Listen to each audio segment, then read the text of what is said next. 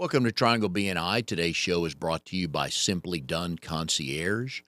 All right, folks, we survived the holidays, but now we got to catch up on everything, get back into our routine, which means we probably need some help.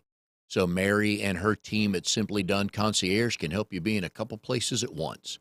Go to simplydoneconcierge.com, fill out a form real quick. It's pretty easy to do on what you're looking for, and Mary will get in touch with you and get it all done and make your life easier and better. Hi, everybody. My name is Mike Manning. Each week on Triangle BNI, we bring you a local small business success story. If you are not familiar with BNI, it is Business Networking International, the world's largest networking organization.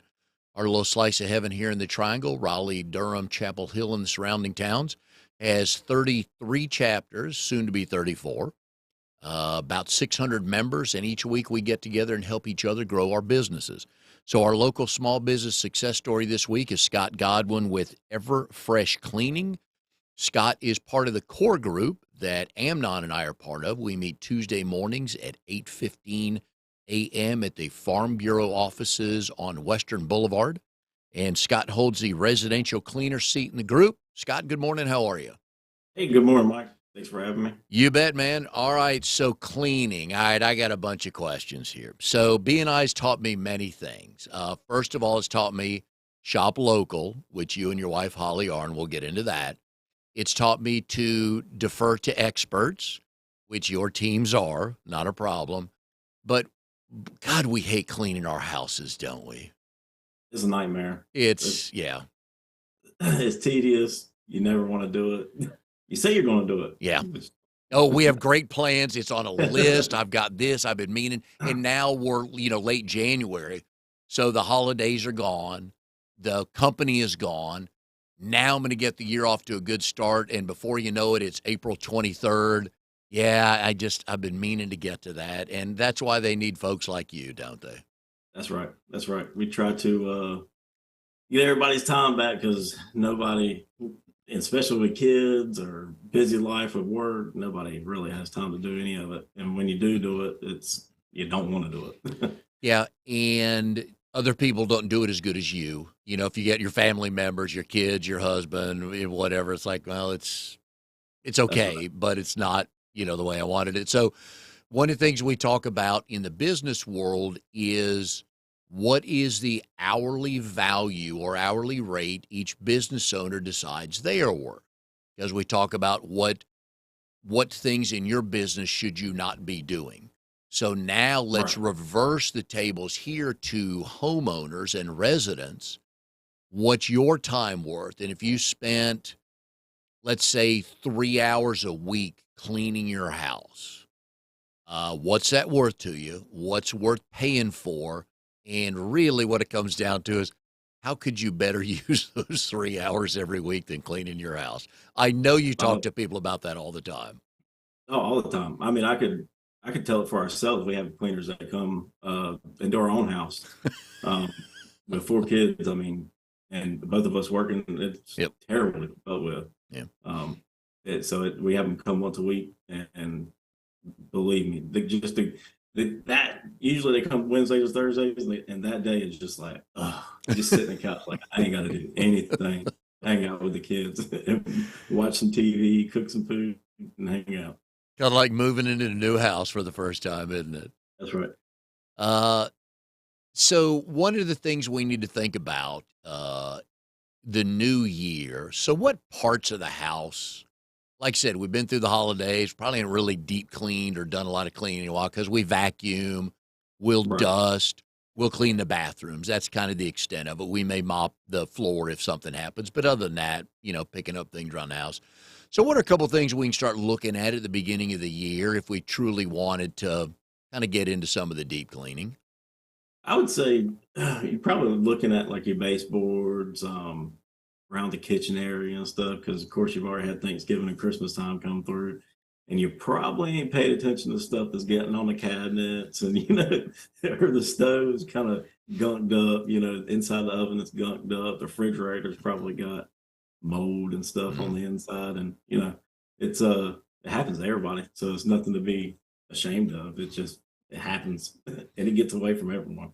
Yeah, and even inside the microwave, no matter how many Oh, times you put a paper plate on top of that bowl of whatever, something yeah. sneaks through. Oh, absolutely. Or popping stuff all over the top of the microwave. Oh, yeah, yeah, no kidding on that.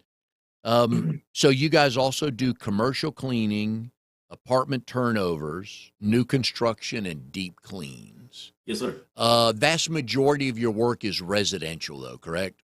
Yes, that's our main scope.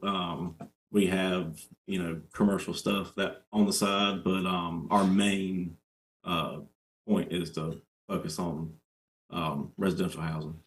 My first time in BNI, my brother and I had a commercial cleaning company, and a couple of times I knew some smaller general contractors through BNI, and they would be redoing a small office, 1,200 Right. square feet, 1,300 square feet, and they said, "Hey, can you come do the post cleaning?" And stupid me thought, "Yeah, man." I got there. That's a whole nother world, isn't it? It's a different ball game for Oh, sure. geez. I I couldn't wipe down the walls good enough, I don't think. They said I did good, and I think it was okay, but I just never felt I wiped down the walls good enough. That's right. Yeah, we've got some offices, and it was definitely a learning curve whenever we picked them up at first because it was totally different. And matter of fact, Holly usually goes anytime we have a new employee go to like an office or whatever. She'll go with them just to kind of give them a rundown Okay. because they're not real familiar with it, and it's kind of a totally different clean, really, Oh, yeah. uh, Yep. Yeah, it's than what fun. they're used to. Yeah, and I always with the commercial clients that I got to know, and I would see, just pop in and say hi, check out how things are going, and we'd chat, and you learn a lot about employees that they don't think you can the things you can learn from what's in a trash can. Oh yeah, Like, there was this one place we cleaned, and there was Chick-fil-A in there 3 days a week. And I'm so, but you learn little things like that, right. and you know who's eating what and how much they're eating, and yeah, and I tried to explain that one day to somebody, and they're like, "Oh, I never thought of it that way." It's like, yeah, yeah, trash cans tell a lot. So, That's the uh, truth. That's the truth. yeah, and we could also tell who was fired or who quit when an office we normally clean, also there's no cleaning anymore. It's like, all right, who left? So yeah. All right, so your wife started the company, Everfresh Yes, Cleaning. she sure did. When did she start it? She started that. I want to say it's been 3 years now, All right. maybe three All and a right. half. And you originally were not full time with the company, correct? No, I wasn't even involved. And I was working as a store manager for a automotive company, Mm. and noticed she was just need more clients. She was wanting to grow, Mhm. and I was like, well, I could probably help. So I jumped on her social media and started doing some little tricks and skills and magic along in there. And next thing you know, she starts getting a few more here, a few more there. And then it was I just slowly more and more got involved. So before you were involved and you came home at night and she was explaining what her days were like, were you picking up on the tips on how to be a good cleaner? So I'm probably a terrible cleaner. I know the basics, but you probably won't catch me inside the house. I know the chemicals and stuff that we use, and I know what works best and what doesn't. I'm more on the marketing side, and you know, kind of honing these uh, customers in or clients in, and trying to get them to join our Mhm. Everfresh community, basically.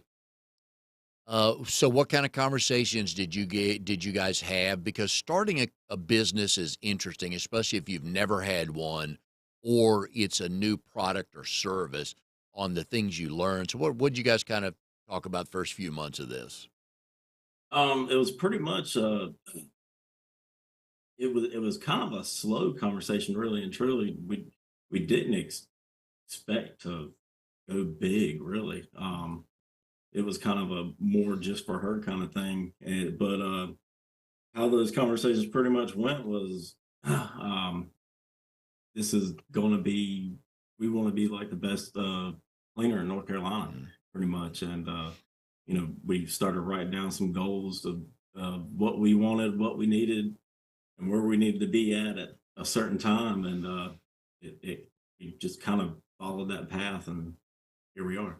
Do you remember cashing that first check? She does. She does. My favorite thing is to see the invoice numbers whenever we're sending them Mm. out on Jobber, and whenever you like hit 1,000 or you hit 1,500, Yep. that's my little go-to goal. Kind of the makes you feel good seeing. Oh, yeah.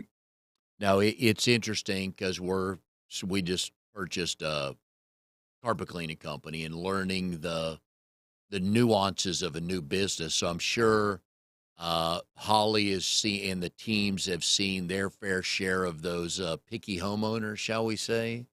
Oh yeah, we've definitely come across them, but they end up being the best clients. Honestly, I mean they've treated us well. We've had some picky ones, but we just kind of we cater to. We we're honest with them. We let them know exactly what we can do and exactly what we can't do. Some folks they expect a lot. They expect the world, and but we just hone them, back down to reality, and it ends up being all right. The some of the other home services people in BNI that I've gotten to do more on the trade side, the HVAC and handyman and stuff like that. A lot of them have a story of that homeowner, usually a guy, that just followed them around. Yeah, we we do have a few ladies like that. You would think it would be the guy, especially on our side, but it's been a few ladies, and they're typically older. Mm. And they know exactly how they want it, and they want it this way, and they want it that way.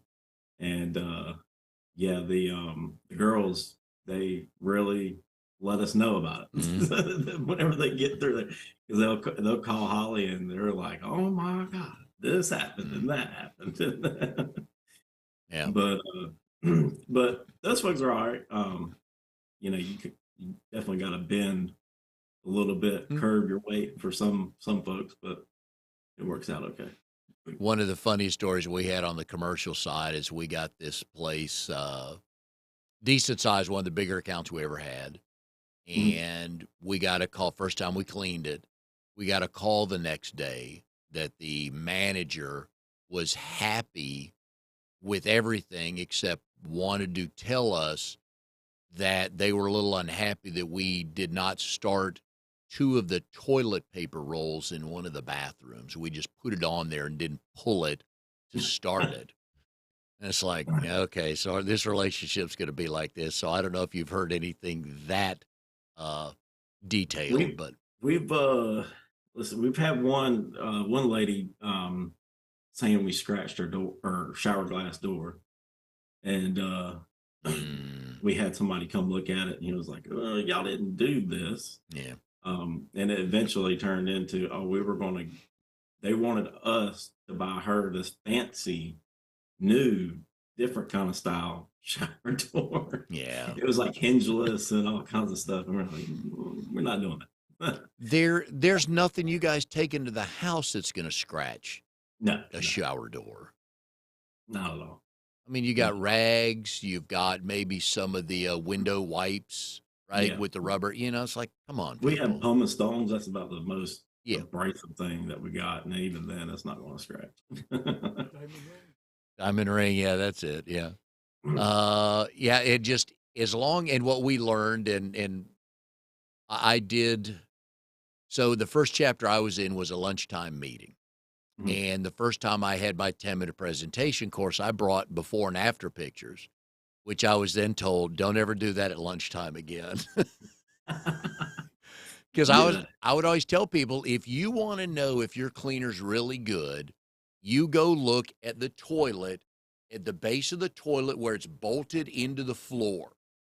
And if all that area is clean, they have great attention to detail. But if it's not, man, they're just kind of passing by and just cleaning up the things you can see. And some of my members didn't appreciate that picture because I had some really nasty pictures Oh, of. for sure. That's the whenever we're checking behind cleaners or whatever, Yep. it's always the toilet, the bathroom sink, and Yep. the tub Yep. around the faucet area, and around the drain. And we can always tell. Usually, you got hair or something Yep. stuck in the sink that you didn't get out or whatever. But that's what we look for if a Yep. cleaner's supposed to be doing a job like they're supposed to. And another tip I gave back to it's usually in the bathrooms. If you, because most people clean the mirror standing up full. Right. And I told people, again, if you really want to know if your cleaner's doing good, kneel down, look right above the faucet. And if Hmm. that part of the mirror is clean, your people are good on detail. But generally, That's they're right. not because it's water. They just, again, they clean and they think they got it, but they can't really look at it down there. So it's those little things that you Yeah. learn real quick. It's like, better Oh, look for at sure. this. For sure. But again, it's their place. Like when you go in somebody's house, if they want the corner done this way, then you know what? We'll do the corner that way. So I would imagine that, like with any small business, especially in the service industry, um, staffing was interesting early on. Yeah, it really is, and it still is. Honestly, it's one thing. I took the reins on that. Holly really couldn't focus on it because she was Mm. so busy focusing on everywhere else, and especially at the time she was still in houses and trying to train. And I kind of took the reins on the hiring, and I learned real quick you had to be 2 steps ahead of the game. Mm. And if you weren't 2 steps ahead, you were going to fall behind. If you were 1 step ahead, you were still going to fall behind. Constant, we're always hiring. Yep. That's basically how I've had to put it. Um, and we're very strict on our training, and we learned some very hard lessons right from the get go. Whenever we started hiring folks, um, we thought we were good. We wouldn't hire enough. We thought we had them trained enough, and then we just kind of let them go. And we learned real quick we needed to come up with better training, um, processes and procedures as far as how we train, how we hire, how we interview. And also, we do something a little different than most folks do. We do a working interview. Yep. We've learned that works best because anybody could tell me anything face to face. But we put them in a house, and it's not to see if they know how to clean. It's just, can you follow direction? Uh, how do you take direction? And that's kind of what's worked best for us. But the beginning stages of hiring, whenever we started hiring for the company, it was a nightmare. I've seen restaurants do that with cooks they bring in just to see, because you want to see, at least in that world, can they cook? We just want to see how they interact with the rest of the people on the line. So Right, I right. applaud that, man. That was well done for you guys to do Yeah. that. And another thing and it might help other businesses too. We hired this girl named Allison, and she was really good, and she was like really progressing very quickly. And it got to where I noticed that she was making sure the company was took care of, because she knew if the company was took care of, then she was took care of. So we ended up putting her she started in a manager position, and she started training the employees coming through, and that really took like a load off of us to where Mm. we could focus on other things. And we pretty much just trained her how we wanted the employee to be, and pretty much just told her, we were like, look, if you don't think they're going to make it, just do whatever you got to send them home. Do it, if you realize in 2 days that it's not going to work, just go ahead and call it quits. Mm. And it's saved us Yep. so much time and money doing that. It's usually all about the people. You Yeah, can have the yeah, greatest product in the world, but if nobody can make it right or sell it that, right, yeah. that's right. And Uh, it was a hard lesson learned to surround yourself with people that are going to take care of you, and you take care of them. yeah. But I'm with you. I always tell business owners, always have an ad out there posting a job, Oh, yeah, just to always, see what's out there. always. We probably get anywhere from 10 to 15 applications a day. Yeah. We get a lot, and I always save them. I have a big old file with nothing but great applications in there, just ready to pull anytime we need to. And I mean, we're probably training at least a new person once a month. Yeah. So Oh, yeah. Who came up with the name Everfresh Cleaning? that was Holly. He came Okay. up with that. I Yeah. Did you design the logo? I'm trying to give you some credit here, Scott, so work with I me, did, okay? Did yeah. you? So I designed a logo. I did everything but the broom. I didn't. There was like there was some kind of cleaning additive that I wanted to go in there with it to let people know it was a cleaning company. And Uh, but I had the basics down and had somebody put a little broom up there just to kind of give it a little cleaning spiff. I like it. Did it how long did it take you guys to come up with that name? For I'm not sure how long it took her to come up with it because I met her whenever she was coming up with Okay. that whole thing. But now making it, I'm not savvy at all on the computer, so it took me quite a bit to make that logo. But but yeah, it Well, was. it looks good. Thank you. So another job you had, even before you had met Holly, I believe, was, you were an all-wheeled mechanic in the Army. Yeah, yeah, I was a mechanic.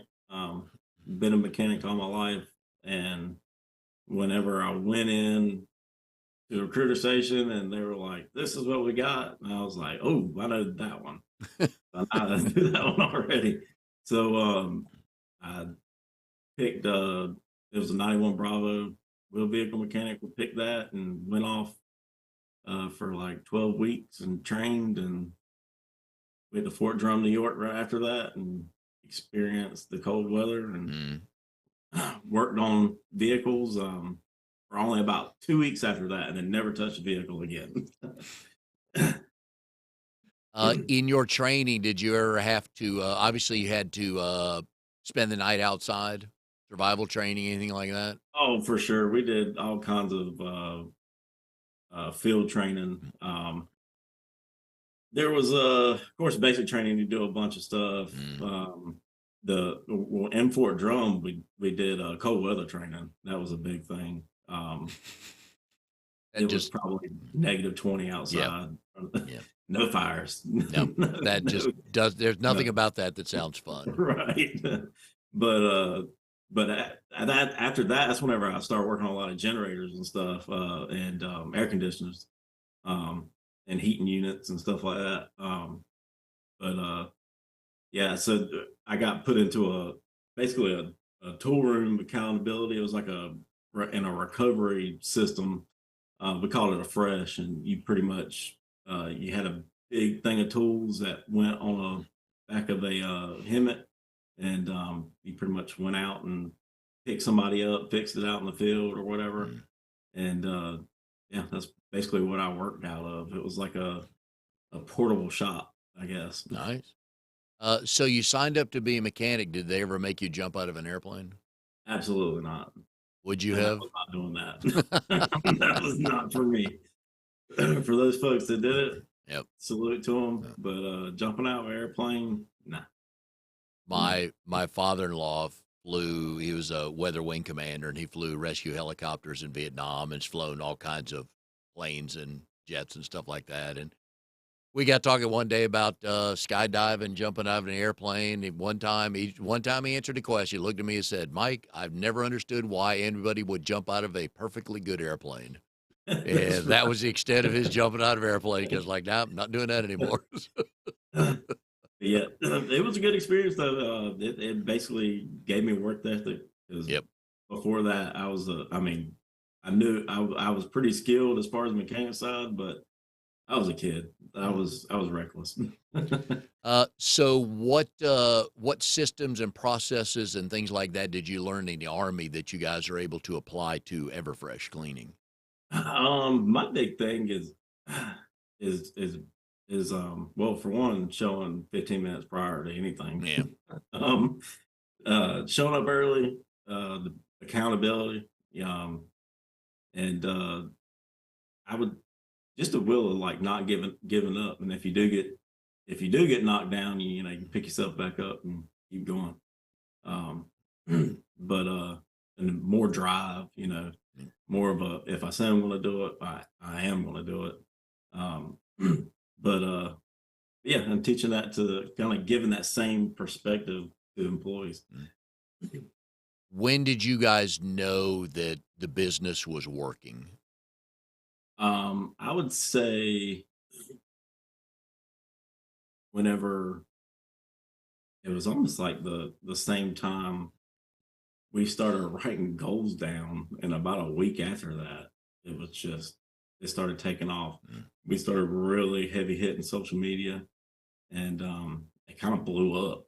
Just all of a sudden, that was about 2 years ago, um, and I would say that was about 6 months before Holly joined BNI. Okay. And why did she decide to get in, and why are you deciding to get into BNI?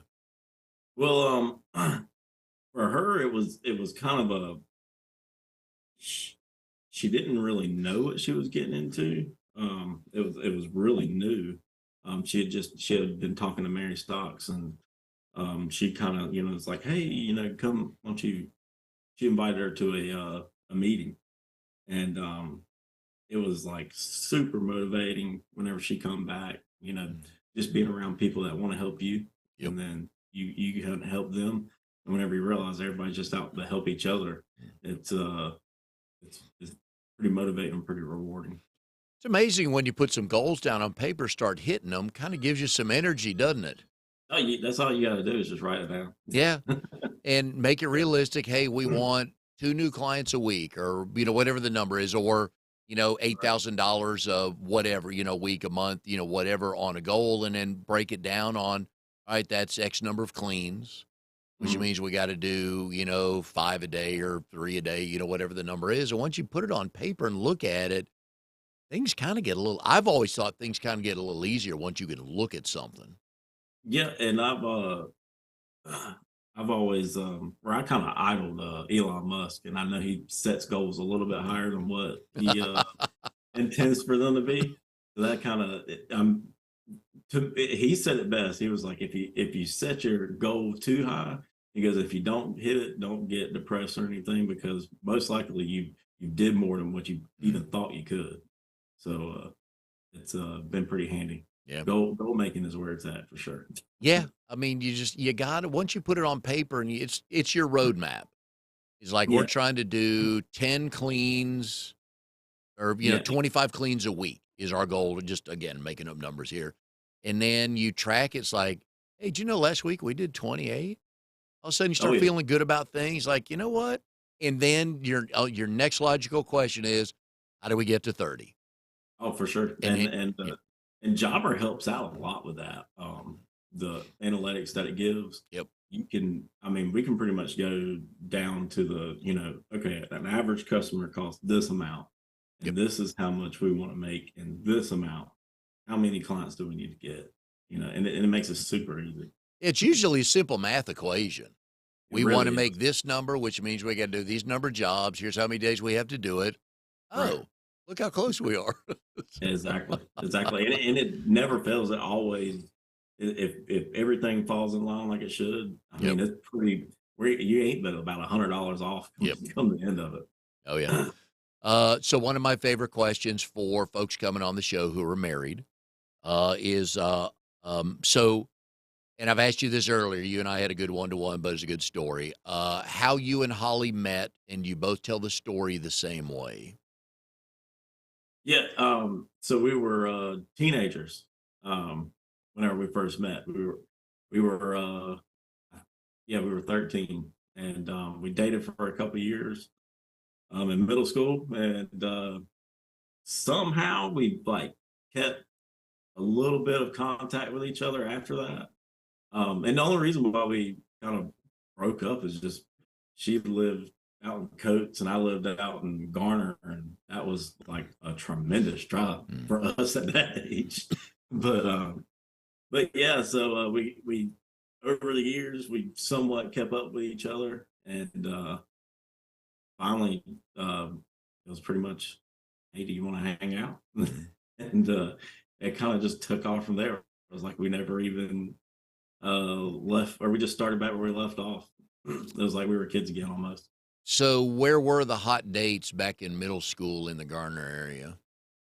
Well, so it was more so her house because her parents didn't they were pretty strict, which for good reasons. Um, so they stayed on us. So I went to her house pretty much every weekend and hung out with her for the day, and that was our place. Unless her parents went somewhere, I went with them, maybe to like a movie or something. But no, the house was about it. You guys ever pass notes in class? No, we went to different schools, Okay. so we did mail each other notes all the time. Nice. Yeah, Okay. that was pretty. That was back before text messaging was Yeah. a thing. Yeah. Nights and weekends on the cell phone. Yep. Oh, I know. Yeah, really. So how was your letter writing skill game back then? Did you have some Oh, good things to put in there? terrible, terrible. She probably couldn't even halfway read it. But hers was pretty good, I'd say. Yep. She was a straight A student. So There you go. I remember growing up, we had a landline in the house, and you would try to convince your parents to get the longest cord they could buy or wanted to buy. So if you wanted to talk to somebody, you could walk through usually the phone's in the kitchen in our house. You walk through the dining room into another room so your parents couldn't hear you talk.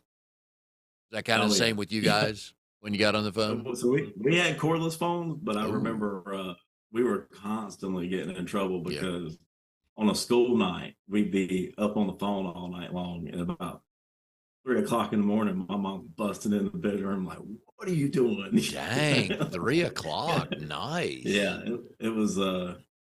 We were talking our heads off at night. So, but I guess it's what you do when you're early teenager. Oh yeah. Oh, without a doubt. And I guess cordless phones, you could only walk so far away? Um, I believe I don't remember really. I would cover the whole house pretty much Yeah. where the dock thing was, Yeah. but But if you tried to walk outside, I know in our once we oh yeah, if finally you walked got those. outside, it wasn't Yeah. working. Yeah. So it's like, all right, where's a place I can find in the house where nobody's going to bother me? And that's, or, Right. or get in bed, get under the covers, try to whisper, thinking you're fooling everyone, right? Exactly. Oh man, separate schools in middle school. Mhm. Nice. So how far did you guys live from each other? Did you have to, and you rode your bike to her house? Oh yeah, it was a good 45-minute trip in a car ride. So, really, it might have been a little shorter than that, but I believe it was about Yeah. 45 minutes to get there. So, Nice. All right. but Well, that was a good workout on a bike though, right? oh yeah, yeah, that didn't quite work. Actually, a funny story. I'll give you a really funny one. Is Holly wanted to come visit me one time, and she stole her car back right before she had a license. She got a car for herself, and she stole her own car and drove to my house so we could hang out one day with no license. Yeah. That was pretty wild. Did her parents have something to say about that? She never got caught. Ooh. The car's she gone all never day and she didn't get caught? she never got caught. She ended up telling them about it, when we were older. Yeah. Know about it now, and they all get a good laugh at it. But but Nice. yeah, That's too something I fun. definitely would Yeah. Yeah. have done. You'd have got in trouble, right? If you'd For stolen your sure. own car. Yeah. Yeah. Oh, absolutely. So you guys have 4 kids between you. Yes. 4 to 14? Yeah, 5 to 5 to 14. 14, right? Yep. The 5 and the 14-year-olds are girls, and then we got an 8 and a 10-year-old are boys. Oh, gee. So I've raised 2 boys. I have 4 nieces and 2 granddaughters. Not really seen the day-to-day life of raising a little girl / young woman in the house, but I bet you're outnumbered on some days, aren't you? Oh, absolutely. Well, I just in one of the girls I get outnumbered. So it's It's and I say a lot of times I say that, oh, this ain't gonna happen or that's Hmm. not gonna happen. Then I'll just buckle in and, Yeah. and give in usually. Yeah, when So our oldest son was in middle school, I know things were changing because one day I drove him to school and he got out of the car and I said, "I'll see you later." And he spied a couple of his buddies nearby and he looks at me and he does this. I'm like, "Oh, so I get the head nod. We're at that part of our relationship. All right." oh yeah. And so I'm sure you have fun embarrassing your kids because that's kind of one of the perks of being a parent. We put up with enough junk every now and then. It's fun to embarrass them. And so our youngest son, my wife was dropping off at school one day and he refused to say goodbye. And she said, "If you don't say goodbye, I'm going to embarrass you in front of your friends." And he thought, "All right, mom, I'll call your bluff." So the next day she took him to school and he didn't say goodbye. She got out of the car, said, "Cameron," and he looked around with three of his buddies standing there.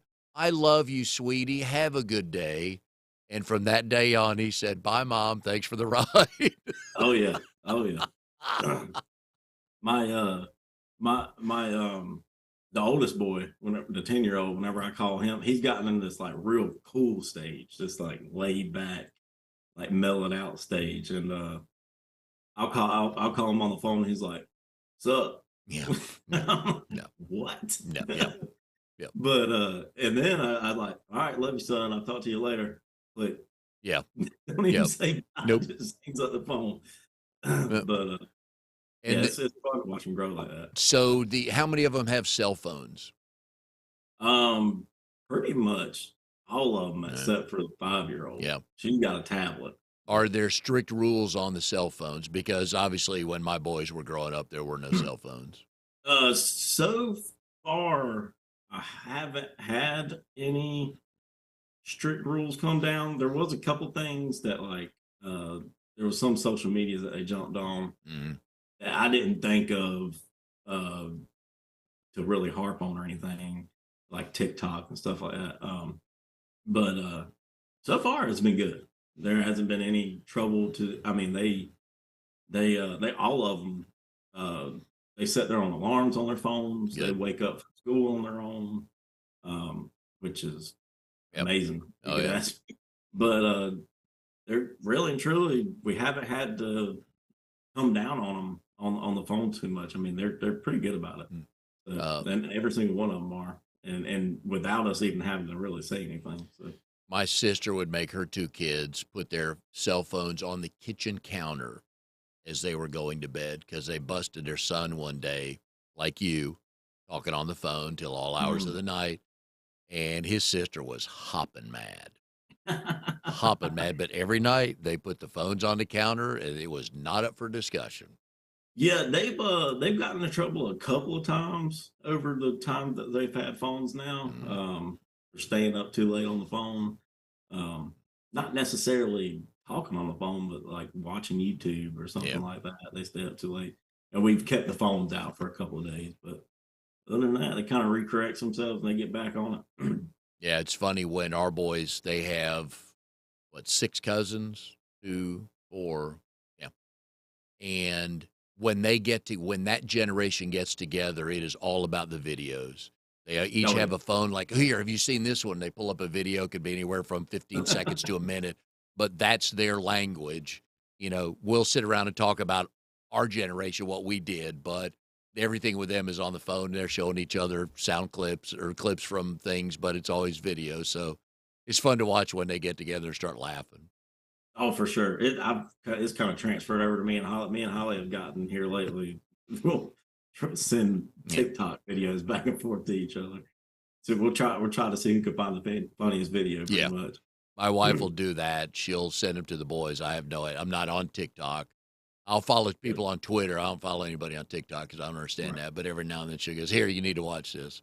All right, as long as it's not a cat playing the piano, I'll watch it. So, anyways, all right. So we're towards the end of January, Scott. What's a tip for somebody if they truly, truly want to get their house clean, other than calling you? And we put Scott's number on here a few times during the show, so please give them a call.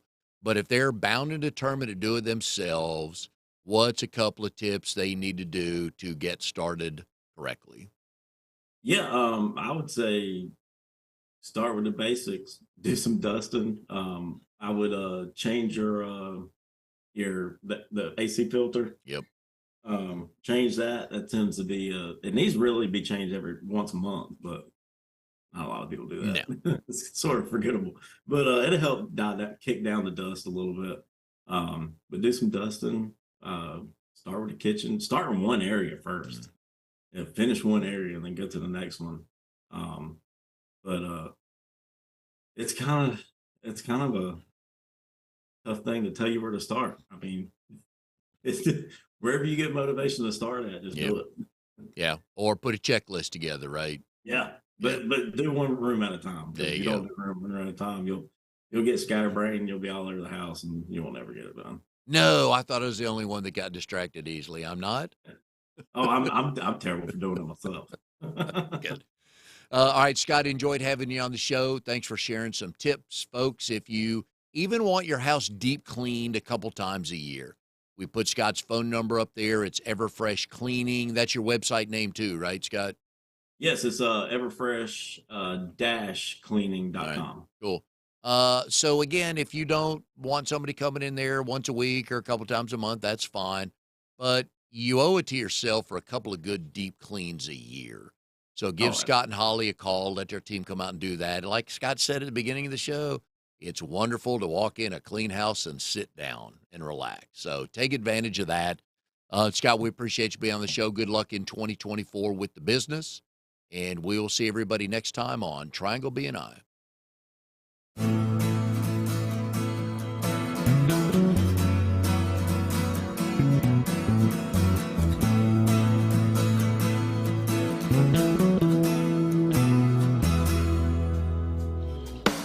You are tuned to the Nissan Communications Network.